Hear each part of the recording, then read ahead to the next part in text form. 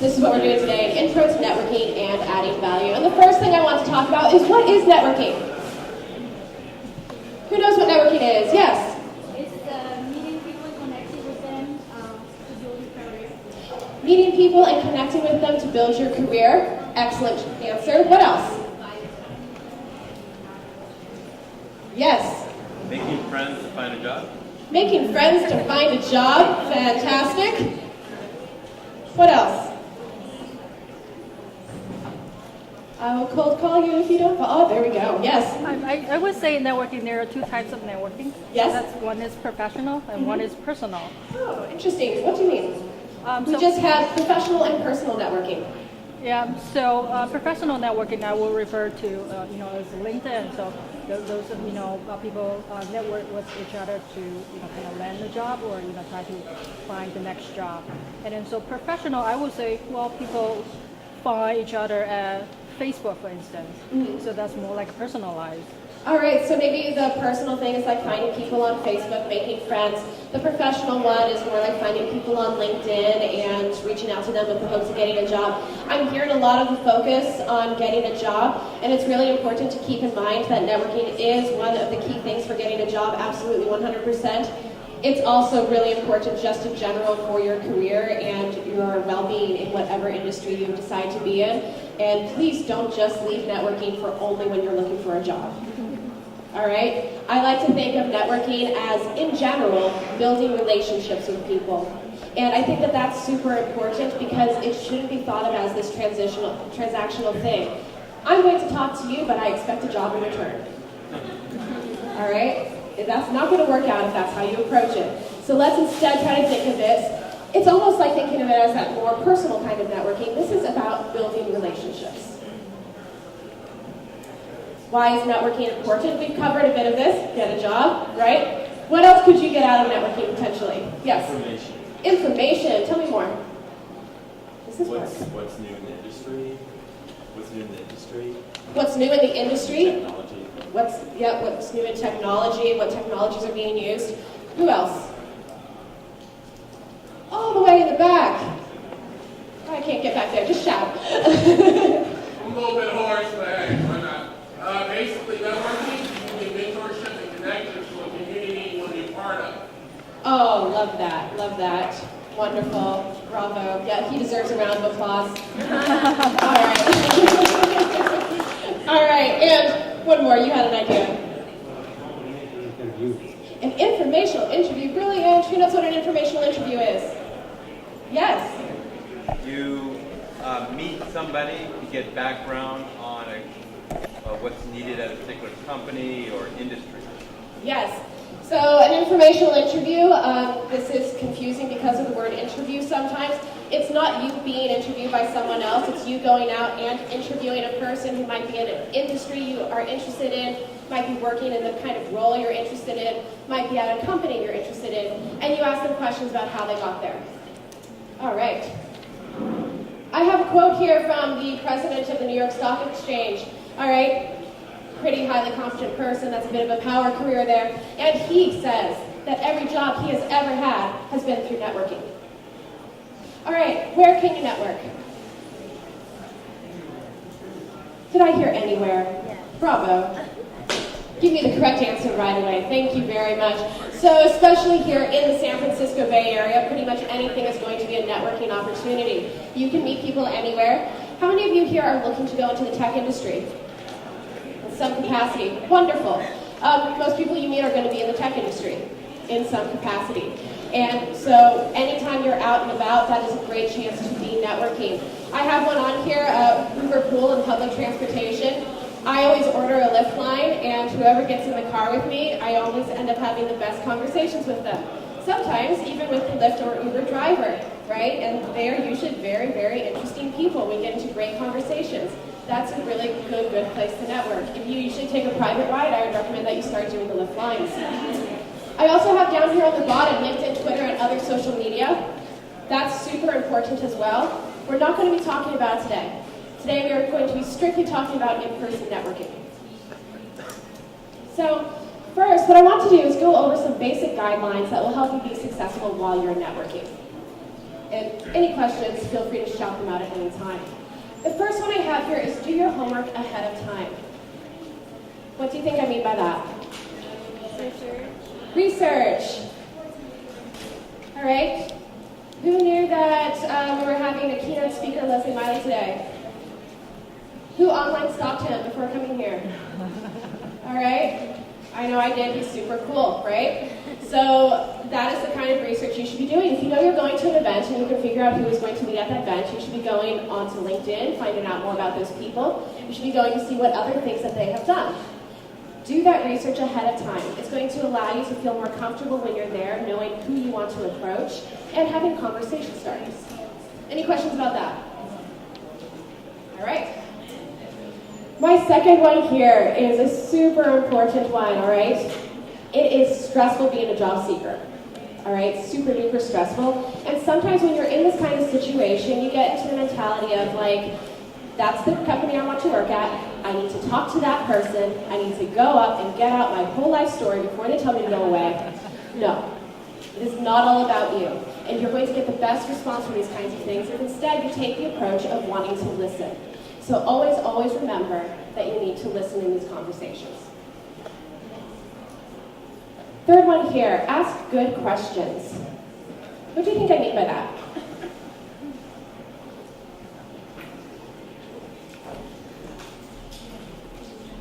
Yes? Do research ahead to find out what are the questions that you need answers to. Absolutely. So doing some research, right, from number one, doing that research is going to inform the kinds of questions that you might want to be asking. If I went up to an Uber employee and I said, oh yeah, Uber, what's Uber? Am I going to look like a very informed individual? All right, so by asking good questions, I mean, ask things that you can't just find easily online. This is going to carry over more and more as you're going into interviews as well, or doing an informational interview. If you ask someone questions that you easily could have found online, you're just going to look super unprepared. So think in advance.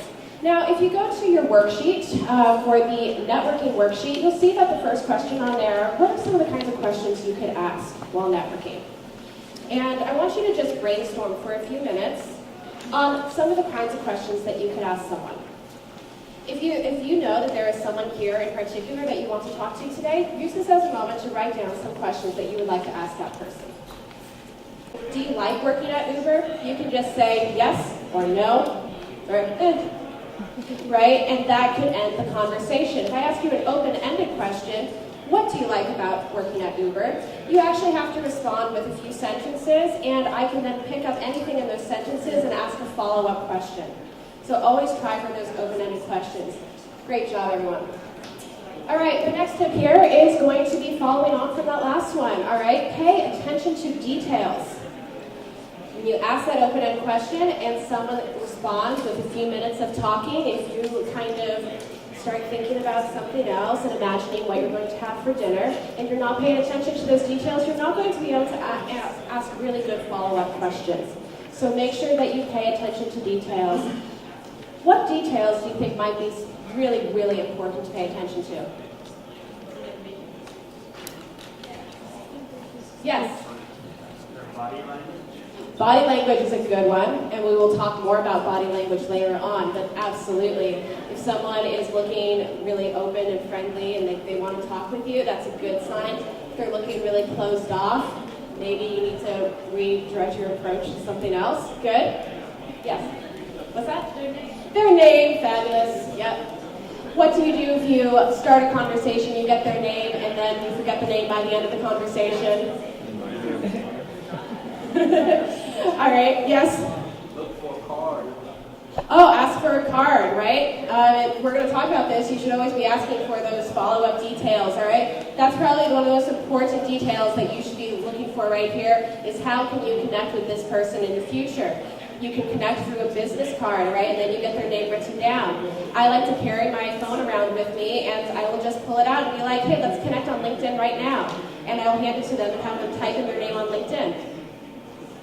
That way I don't need to worry about spelling it wrong later. I don't need to worry about forgetting that name later. If I can't do that for whatever reason, I'll always have my notes app up. And I'll be like, oh, hey, can you just put down your contact details for me? And as soon as they put down their contact details and I walk away from that conversation, I'll also type out just a brain dump of everything I can remember that we talked about. So that when I introduce myself over an email later on, I can be like, hey Joe, it was really great talking about diversity in tech earlier, and I really liked hearing your story about how you went snowboarding last weekend. Where did you go again? You know, it starts that conversation, and it's going to make that person remember you specifically from all of the other people that they talk to. So getting those details is super, super important. This is going to be another very important one. Think about how you can add value. What do you think I mean by adding value?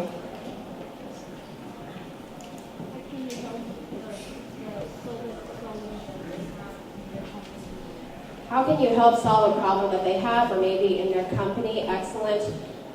Good. So I have a story. It's not like a specific story, it's just a general story of my life. I've been in recruitment for about 7 years. And what tends to happen to me when I go to a networking event and I introduce myself as a recruiter, especially at events where there are job seekers, people will be like, oh my gosh, that's great, can you find me a job? How do you think that makes me feel? They don't really care about me, they only care about how I can get them a job. All right? If instead someone tries to help me out with something, if people remember me as a person, if they follow up and they send me a link to an article of something I said I thought was interesting, they're going to stand out in a super positive way, and I'm not going to feel like I'm just being used. All right? So that's what this idea of adding value means. How can you do something for someone else instead of just asking for something? Almost nobody wants to do you a favor when they don't know you. This is a really good question to ask when you are out interviewing. It's one that almost nobody asks anyone. All right, so you're going to stand out when you do it. Most of the time when you ask this kind of question, people are going to be a little bit taken aback because they're not used to being asked, what can I do to help you out?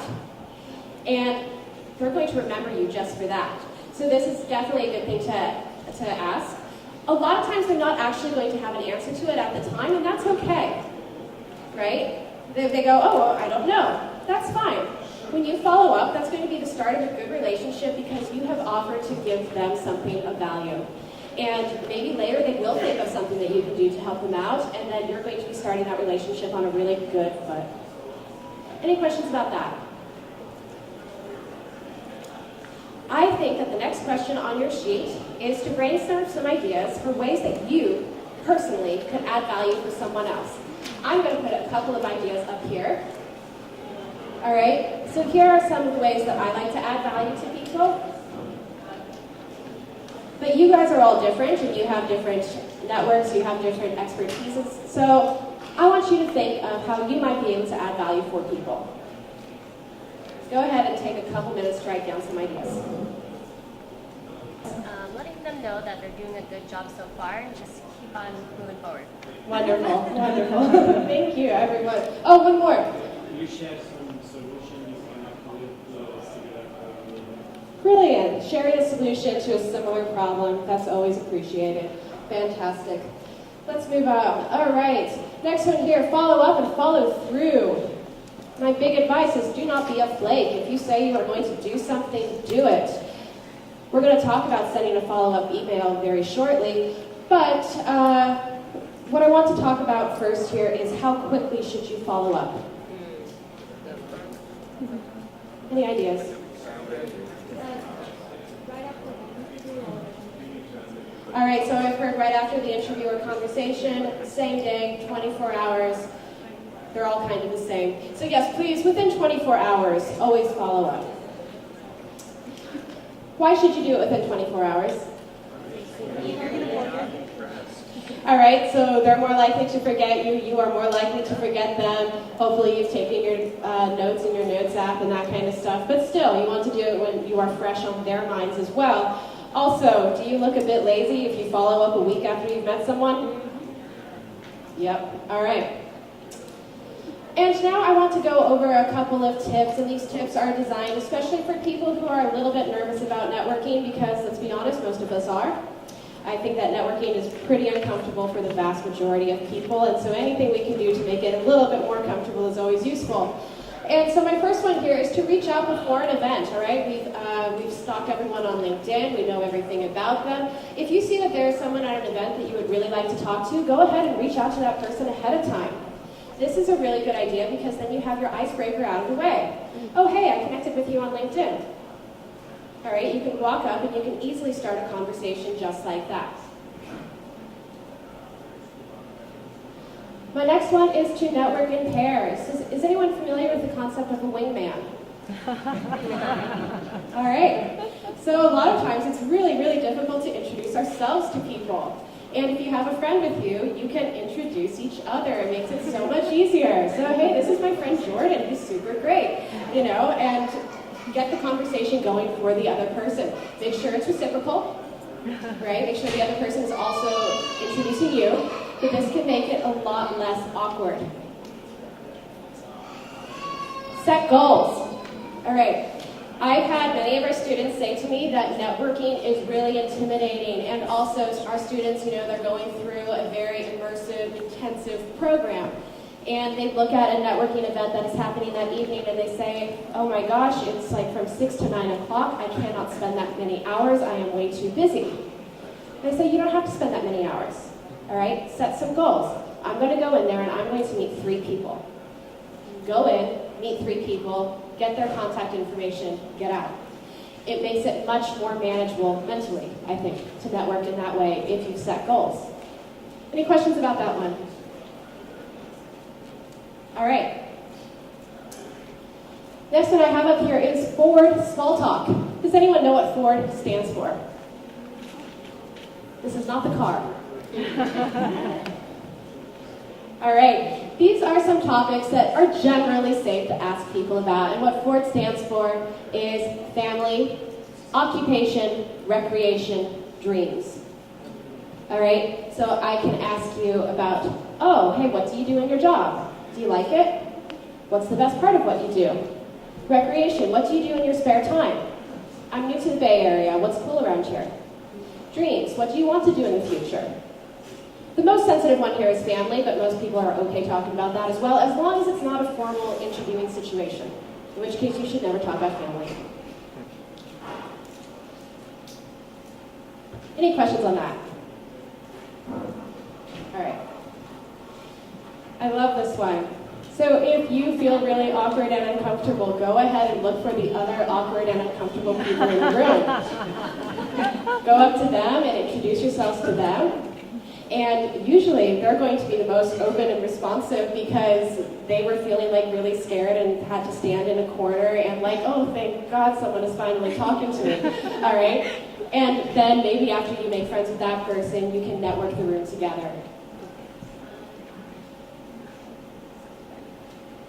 Here is this one again. Focus on adding value instead of asking for something in return.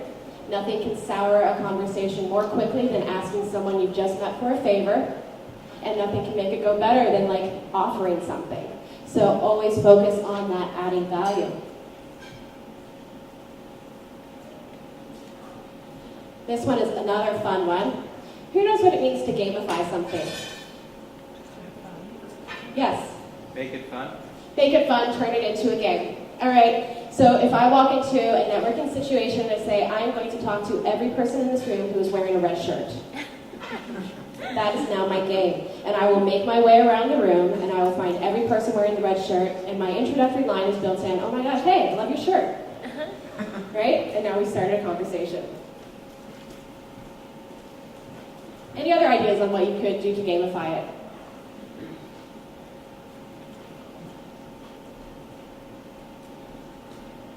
Are you just thinking thoughtfully, or is that a half-raised hand? Probably. Okay, all right. Well, we can think about this one later then. Glasses is another good one. Talk to everyone who's wearing glasses. Yes? In the spirit of meeting really different people, talk to 3 people that, for whatever reason, you think are really different than you. Talk to 3 people who you think are really, really different to you. And this is a great example of combining that goal plus gamifying it, right? Excellent, really good. Yes? maybe if you are going with a friend and you aren't introducing each other, competing, so you can like get the most contacts. Ooh, boom, yes. Make it a challenge with the person you go with. Who's going to come away from this with the most business cards or new LinkedIn contacts? Excellent. Wonderful, love that one. And my last tip here is to learn to shake it off. This is so, so, so important. Sometimes you will walk up to someone, they will not be interested in talking to you. That's okay. It's not you. Shake it off, move on. There are lots of other people to talk to. I want to talk now about starting the conversation. This can be a really awkward thing, all right? We've just talked about some ways to make games out of it and stuff like that, but I want you to turn to your partners now and come up with a couple of ways that you can start a conversation. Be engaging, good. How can you do that? Imagine we're just meeting. Hello, I'm Marianne. Mauricio, nice to meet you. Nice to meet you. I heard you're recruiting to get me a job. Oh.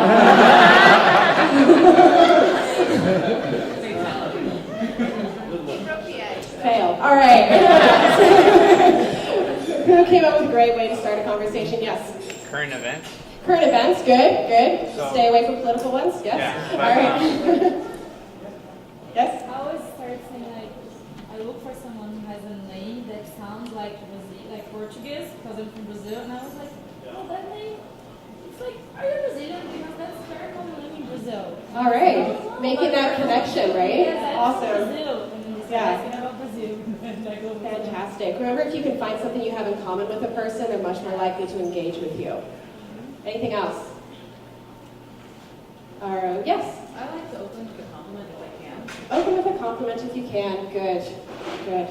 Sometimes it's just the feeling, the personality that you engage. Right. Yeah, sometimes the personality makes you feel engaged. Excellent.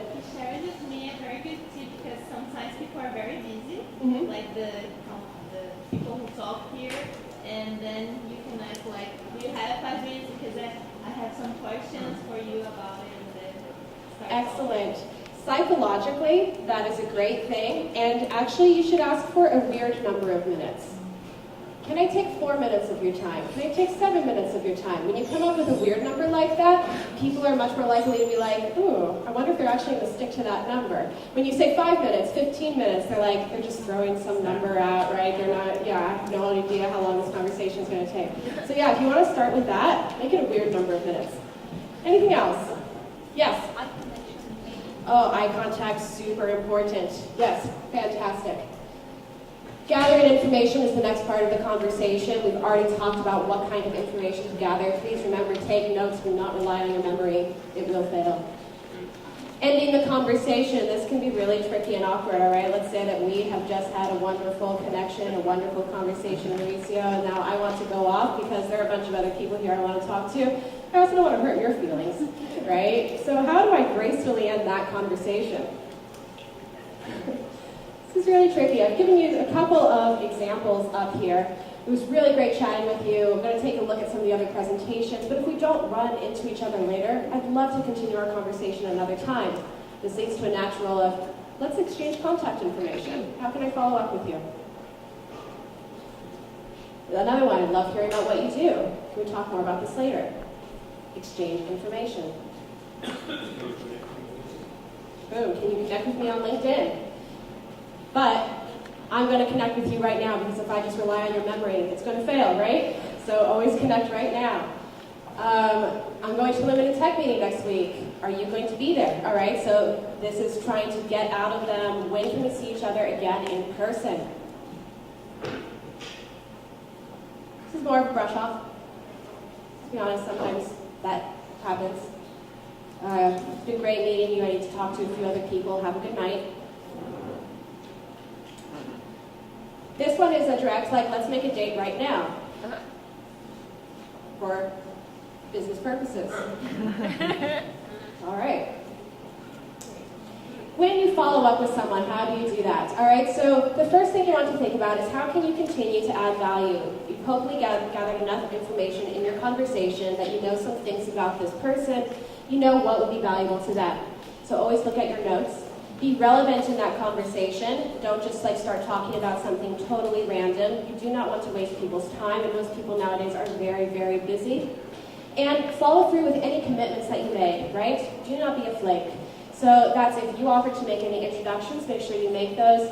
And if you offer to give any extra information, make sure you include that information. In that follow-up email, you want to first have a reminder of how you met each other. So we met at a conference at Galvanize, right? What did you talk about? What did the conversation consist of? Make sure you have your value add in there. And then have this hook. So when can we see each other again? This is the call to action. If you end your email without the call to action, you're unlikely to really have a meaningful follow-up with that person, right? If I just sent Maurizio an email saying, hey, it was super great chatting, see you around, we're not going to follow up. So always have that call to action of, hey, when can we get coffee? Are you going to this event? I'd really like to connect with you again. Can we talk on the phone? Always have that call to action. I have an example here of a follow-up email. So here I've addressed the person. I've let them know, this is where we met. We met at the Expat Women event on Tuesday. And then here I have this is what we talked about. We talked about your story of how you accidentally ended up falling into tech. And then I give her a link to an article about something that I mentioned that she thought was interesting. And then here is the call to action. Are you available this or next week to grab a coffee and chat? All right, last question on your worksheet right now is to write a sample follow-up email so you can remember all the different parts that it should include.